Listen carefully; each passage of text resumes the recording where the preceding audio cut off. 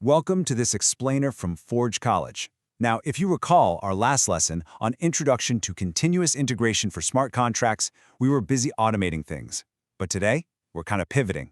We're putting on our hard hats and acting like Web3 structural engineers.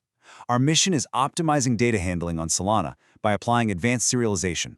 Now, I know, serialization sounds a bit dry, right? But trust me on this, it's the absolute secret sauce to keeping your Solana dApps lean, lightning fast, and, let's be honest, cheap. Okay, let's take a quick look at today's agenda. We've got 1. The Serialization Challenge. 2. Core Compacting Techniques.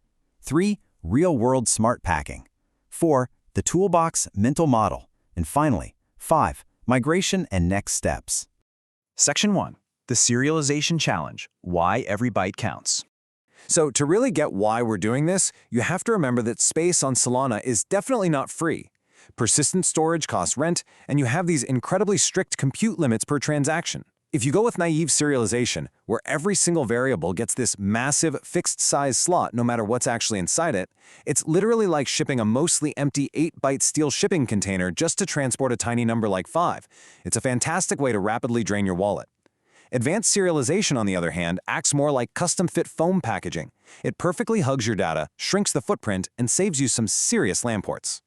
Section 2. Core Compacting Techniques. Core Tools for Shrinking. All right, let's crack open our engineering drafting kit. These 5 techniques right here are your core compacting toolkit. We've got the version byte for future-proofing, the varint for squeezing down numbers, the presence bitmap for optional fields, tagged unions for variant-heavy structures, and constrained length prefixes for your arrays and strings. Mastering these means you can compress raw numbers, eliminate wasted space, and actually evolve your account mappings over time safely. Let's look closer at the variant. Think of a variant like a collapsible measuring tape. It only takes up as much physical space as the number it's actually representing at the time. So instead of a user's reputation score stubbornly taking up an entire 8-byte slot, especially since most users start with a score of 0 anyway, a variant collapses that down to just 1 or 2 bytes for those really common cases. It's incredibly efficient. Next up, the presence bitmap, which is perfect for sparse data. A presence bitmap is essentially a single packing slip that's securely taped to the top of our box. It tells the deserializer exactly which optional tools, like say an optional bio or a profile avatar, are actually inside. Because of this little packing slip, the program doesn't waste precious compute cycles digging around looking for things that just aren't there, and we don't waste bytes storing empty data wrappers. Let's see how all of this builds into a cohesive strategy. If you look at this table, it's clear we're constantly playing a balancing game between storage reduction and compute cost. You might see general-purpose compression, like deflate down there on the bottom row, and think, wow, very high size reduction. Let's definitely use that. But check out the compute cost. It is dangerously high under Solana's limits. That's why techniques like variants and bitmaps hit that perfect sweet spot. They vastly reduce on-chain bytes, but without demanding a massive CPU overhead to decompress. Section 3. Real-World Smart Packing. Drafting a Blueprint. Okay, theory is great, but let's actually put this into practice. Imagine we're drafting a user profile struct. It's got a username, an optional bio, an optional avatar, a reputation score, and some user preferences. By carefully applying the compacting methods we just talked about, we aren't just guessing here. We can set a strict compactness threshold. For a profile like this, we could confidently aim for a payload size of under 200 bytes. And then, we rigorously test our round-trip serialization in Rust to make absolutely sure we stay under that budget. And here is exactly how we hit that 200-byte target. We kick things off with a version byte that gives us a cheap way to handle safe future upgrades. Next, our presence bitmap steps in as our packing slip, flagging if the bio and avatar are actually included. We constrain the username length to a single byte to prevent those nasty runtime overflow panics, squash the reputation score into a varint, and then trail off with our preferences. The result? Clean, tight, and highly performant data. Section 4. The Toolbox Mental Model. Predictable Layout Design. The crucial takeaway here is really summed up in this quote: treat serialized layout design like packing a utility toolbox into a courier box. You want the most frequently used tools, what we call your hot fields, right at the very top for quick, easy access. The rarely used optional tools, those should be packed away in a removable insert deeper down in the box.